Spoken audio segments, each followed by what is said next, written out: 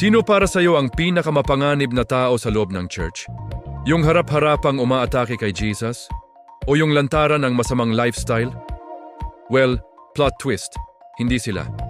Ang pinakamapanganib na panlilinlang ngayon ay hindi nanggagaling sa labas ng simbahan. Madalas, nanggagaling ito sa likod ng pulpito.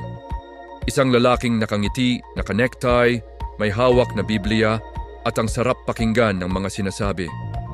He sounds almost right. Pero alam nyo ba? Almost right can still lead people completely wrong. Kunwari, ang ganda ng sermon niya, sasabihin niya, Christ is enough, believe in Jesus, grace alone, faith alone. Amen, di ba? Pero biglang may hidden poison sa likod ng mga magagandang salita. Pag-uwi mo, ang bigat-bigat ng pakiramdam mo.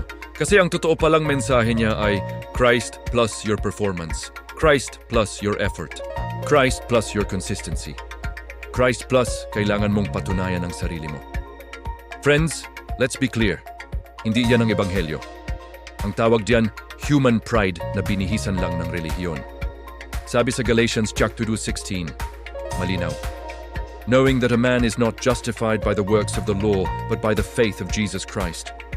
Hindi sinabi ng Diyos na partially justified ka ni Christ at yung kalahati hihilahin mo gamit ang sarili mong kayod.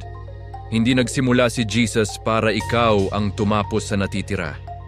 Noong nasa krus siya, ano ang sinabi niya sa John 19:30? It is finished. Tapos na. Hindi halfway done. Hindi pakituloy na lang. Finished means finished. Ano ba talaga ang totoong gospel na nagliligtas? Sabi sa 1 Corinthians 15:1-4, ang ebanghelyo ay ito, na si Kristo ay namatay para sa ating mga kasalanan ayon sa kasulatan, siya ay inilibing at muling nabuhay sa ikatlong araw.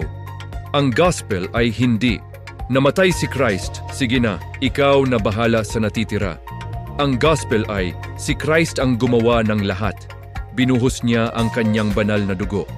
Sabi sa Ephesians chapter 1:7, in whom we have redemption through His blood, the forgiveness of sins. At sa Hebrews 9:22, without shedding of blood is no remission. Yung dugo ni Jesus, hindi yan ibinuhos para maging assistant lang sa mga effort mo. His blood was the full payment. Bayad na. Kaya bakit ko to tinatawag na nakakatakot na deception? Kasi napaka-subtle niya. Publicly sasabihin nila, kay Jesus lang tayo. Pero secretly, dahan-dahang ipapasok yung mga kondisyon. Manampalataya ka. Pero patunayan mo. Magtiwala ka kay Christ, pero panindigan mo. Tanggapin mo ang biyaya, pero siguraduhin mong sapat ang performance mo. Diyan tayo nadadali eh.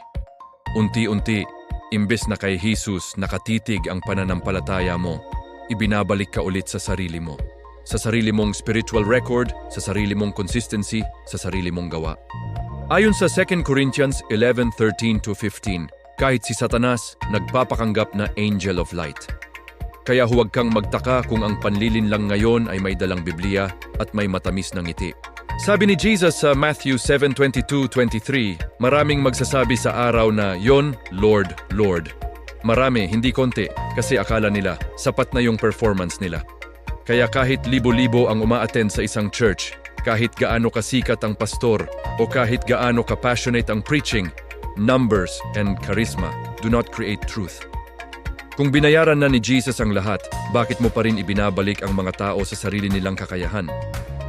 Kung sapat ang dugo ni Christ, bakit naglalagay pa tayo ng hagdan ng sarili nating pagpapagal sa tabi ng krus? Sabi sa Ephesians chapter 2:8-9, for by grace are ye saved through faith, not of works, lest any man should boast.